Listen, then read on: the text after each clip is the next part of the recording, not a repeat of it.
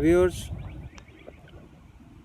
जामे जम प्रोग्राम में जमशेद मल्ली मेमोयर्स के नेक्स्ट एपिसोड के साथ आपकी खिदमत में हाजिर है।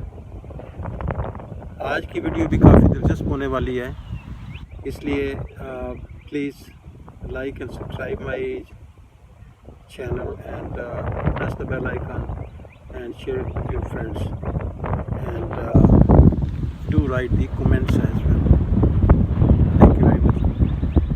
तो जैसा मैंने अर्ज़ किया था कि हमारा अब नौकरी से बर्खास्त होने के बाद जो मेन था एजेंडा वो ये था कि जल्द अज जल्द नौकरी तलाश की जाए।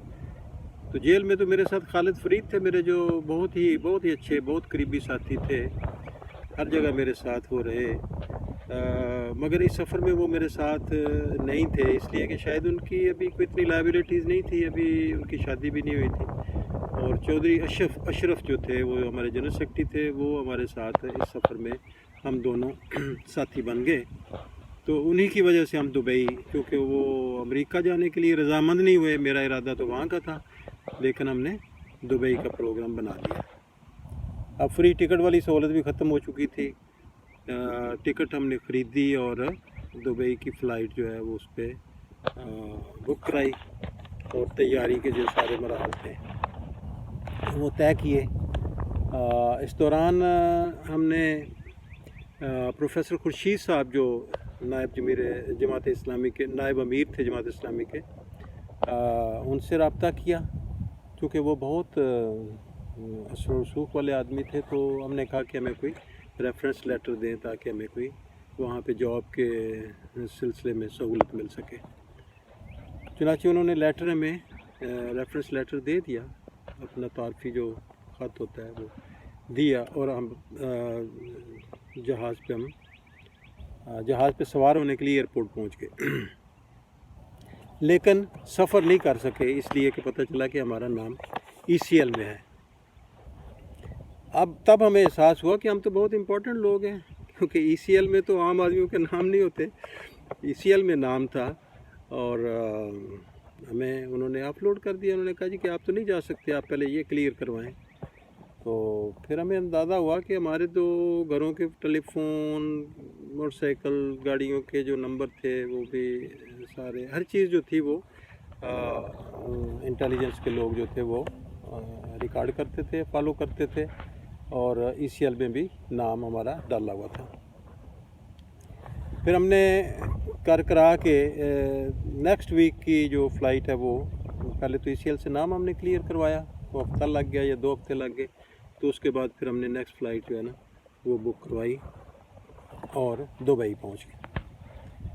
अब दुबई में तो हमारी कोई जान पहचान या किसी भी लिहाज से वो ऐसी नहीं थी, ऐसा सच के हाँ PIA का ही एक हवाला था जो हमारे पास, वो वहाँ पे जो उस वक्त स्टेशन मैनेजर थे दुबई में, वो SN कुली साहब थे। वो रावलपिंडी स्टेशन पे भी रह के जा चुके थे, और उनसे हमारी अच्छी दुआ सलाम और गपशप थी, और बहुत ज़बरदस्त आदमी थे, बहुत शानदार आदमी थे SN कुली।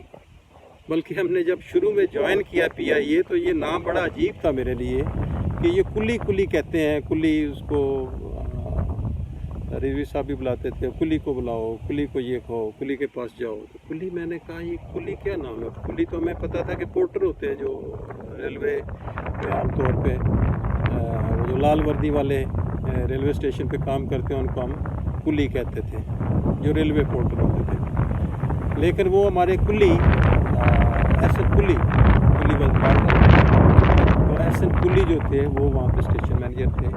उन्होंने हमें बड़ा अच्छा वेलकम किया, और बल्कि जो PIA के पैनल पे होटल था उस पे हमें रिहाइश के लिए भिजवा दिया, और वहाँ पे हमारे खाने पीने का भी सारा इंतज़ाम करवा दिया।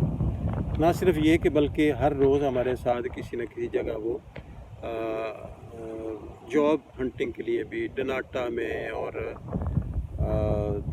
डनाटा वहाँ पे हैंडिंग एजेंसी थी एयरपोर्ट की, Dubai national air travel agency, तो वहाँ पे भी अप्रोच किया, और भी कई जगहों पे जहाँ भी उनका जान पहचान थी, तो वहाँ पे भी वो हमारे साथ जाते। काफ़ी उन्होंने ہمارے ساتھ تعاون کیا. میں سمجھتا ہوں کہ یہ بہت بڑی بات ہے، اس لیے کہ وہ ماشاءاللہ 52 کے دنوں میں اتنی تیزی سے لوگوں کو پی آئی اے سے نکال رہے تھے، اور جو لوگ ہمارے ساتھ ہاتھ میں لاتا تھا وہ بھی اگلے دن نکل جاتا تھا. تو میں سمجھتا ہوں انہوں نے بڑا ہی یہ ڈیئرنگ سٹیپ لیا کہ انہوں نے ہمیں اس برے وقت میں اکاموڈیٹ کیا، اور بڑی دلیری سے اکاموڈیٹ کیا.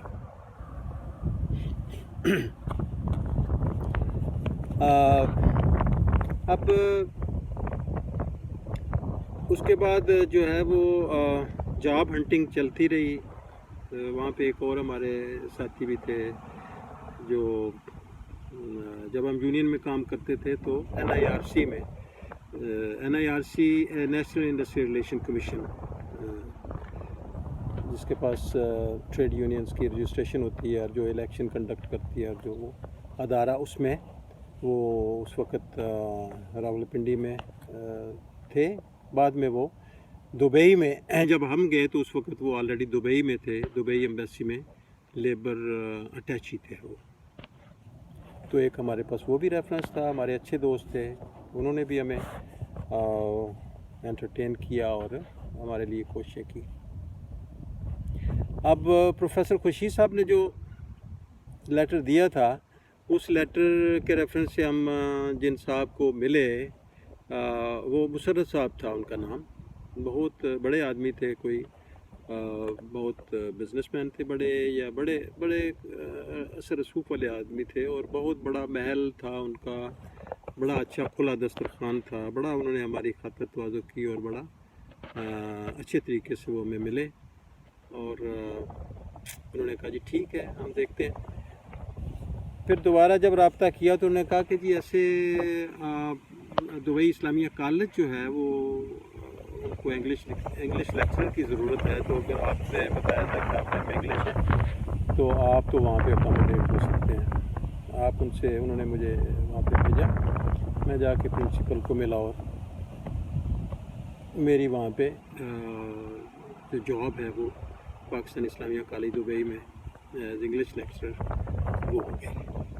اب وہاں میں نے پڑھانا شروع کر دیا، اور اسے میں نے ریکویسٹ کر کے ایسے اپنے جو میرے مخصوص پیریڈ تھے ان کو میں نے کہا کہ آپ بجائے اس کے کہ ان کو آپ اسکیٹرڈ کریں تو مجھے اکٹھے دے دیں، جو کلاس بھی ہے وہ مجھے دو تین پیریڈ ہی ہوتے ہیں وہ کالجز میں، تو وہ اکٹھے دے دیں تاکہ میں اکٹھے پڑھا کے تو میں چلے جایا کروں، تاکہ میں باقی جاب کی ہنٹنگ چلے. ان کو میں نے بتا دیا تھا کہ مجھے تو جاب تو کرنی ہے ٹریول ایئر لائن میں یا کسی ٹریول لائن میں، تو بہرحال جب تک میں آپ کے پاس ہوں یہ میرے ساتھ تعاون کریں.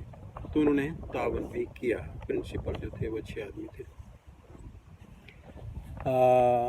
پھر ہم کوشش کرتے کراتے رہے. بعد میں اس دوران مسرت صاحب سے بھی رابطہ رہا. مسرت صاحب بڑے مطلب اچھے، دبئی کے جو شیوخ تھے ان کے ساتھ بھی تعلقات تھے. ایون جو دلیپ کمار ہیں انڈیا سے، وہ بھی ان کے پاس ہی آتے تھے، اور ایسے بڑے بڑے جو لوگ تھے ان سے ان کا ملنا جلنا تھا. اس دوران کسی ریفرنس سے ہمیں پتہ چلا کہ ام القوین جو نیشنل ایئر ٹریول ایجنسی ہے، نیشنل مینز وہاں کا جو ہر ایمریٹ کا ایک شیخ ہوتا ہے جو ہیڈ آف دی اسٹیٹ ہوتا ہے، تو اس کی اپنی travel agency national air travel agency تھی. میں یہ بھی بتاتا چلوں کہ وہ 7 ایمریٹس ہیں ڈفرینٹ، جن میں سے ایک ام القوین تھی. تو دوستوں کے ریفریشر کے لیے ایک تو دبئی ہے، ایک ابوظہبی ہے، ایک شارجہ ہے، ایک عجمان ہے، ایک ام القوین ہے، ایک راس الخیمہ ہے، ایک الفجیرہ ہے. تو ام القوین میں چلے گئے، اور ام القوین میں ان سے ملاقات ہوئی. جو صابری صاحب تھے وہاں پہ اس وقت مینیجر تھے، وہ پہلے راولپنڈی سیلز میں رہ کے آ چکے تھے، اور یہاں سے وہ کافی عرصے سے تھے اور ٹھیک تھے ماشاءاللہ، سیٹ تھے، وہ ان کی پوزیشن ٹھیک تھی. تو انہوں نے ہمیں وہ ایز ٹکٹنگ سپروائزر جو ہے وہ کاؤنٹر پہ مجھے وہ رکھ لیا. اب چونکہ ظاہر ہے ہمارا ویسے میرا ٹریڈ تو ٹریفک کا تھا، ایئرپورٹ ہینڈلنگ کا، مگر اس دوران میں نے یہ کورس بھی میں نے کیا ہوا تھا کہ ہیڈ آفس کراچی سے ٹیرف اینڈ ٹکٹنگ کا، تو مجھے پتہ تھا کہ یہ ٹکٹنگ کیا ہوتی ہے اور اس کو کیسے کرنی ہے، تو وہ میں کچھ انہوں نے گائیڈ بھی کیا، تو وہ میں نے شروع کر دیا۔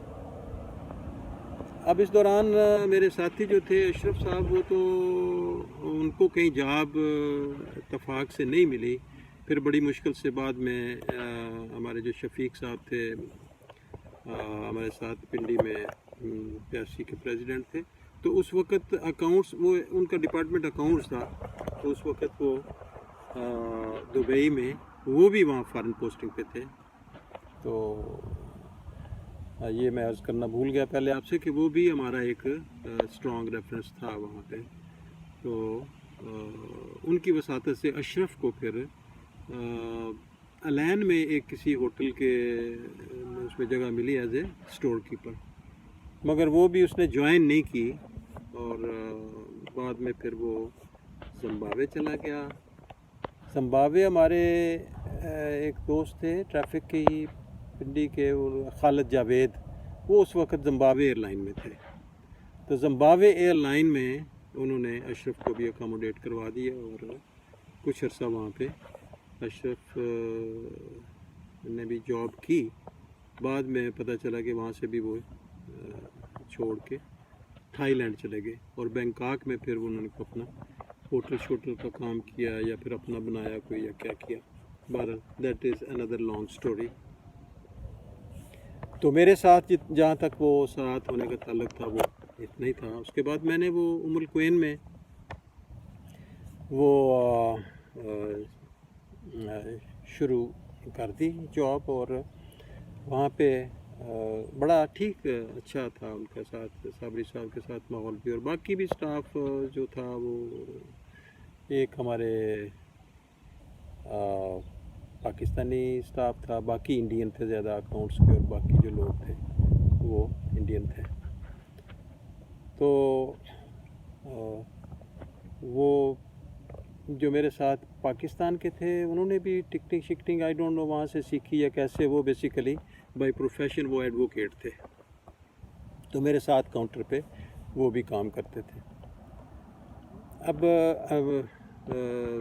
اس کے بڑا مسئلہ یہ تھا کہ میں نے جو ان سے فیور لی، میں نے کہا جی آپ مجھے لیٹر دیں تاکہ میں اپنی فیملی کو منگوا سکوں، تو انہوں نے مجھے خیر لیٹر دیا، اور میں نے فیملی ویزا اپلائی کیا۔ اب اس دوران جو ٹریول ایجنسی کی گاڑی تھی وہ انہوں نے مینیجر کی اپڈیٹ کرنی تھی شاید نیکسٹ ایئر کی، تو وہ انہوں نے بیچنی تھی، آکشن کرنی تھی، کیا تھا وہ، تو میں نے ان کو کہا کہ آپ مجھے دے دیں۔ وہ گاڑی انہوں نے مجھے دے دی، اور چونکہ کاؤنٹر پہ کام کرتے تھے تو کاؤنٹر میں پبلک ڈیلنگ ہوتی ہے، اور پبلک ڈیلنگ تو ہمارا کام تھا، ویسے بھی ٹریفک پہ بھی اس کا ہمارا کام تھا، ہمارا شعبہ تھا، اور پھر ویسے یونین بازی میں بھی سوشلائزیشن جو تھے اس کے ہم سارے بڑے ماہر تھے، تو کام کے لیے لوگ آتے تھے، ہم کوشش کرتے تھے کہ دوستوں کو اکاموڈیٹ کریں۔ اکاموڈیٹ مین مطلب یہ کہ ٹکٹیں جہاں پہ کنفرم کروانی ہوتی ہے، یا کسی کو تھوڑی زیادہ جو ڈسکاؤنٹ ہے ٹکٹنگ میں وہ دے کے، ایسے ہی ہوتا ہے۔ تو کوئی عید کا موقع تھا، تو میرے پاس چیف آف پولیس وہاں کے آئے، اجمان نہیں، القوین کے چیف آف پولیس جو تھے وہ میرے پاس آئے، تو ان کی جو وہ کویت کے تھے بیسیکلی، تو انہوں نے کویت جانا تھا، تو ان کی ٹکٹ کہیں سے کنفرم نہیں ہو رہی تھی، تو وہ میں نے کوشش کر کے ان کی ٹکٹیں ان کی فیملی کی کروا دی۔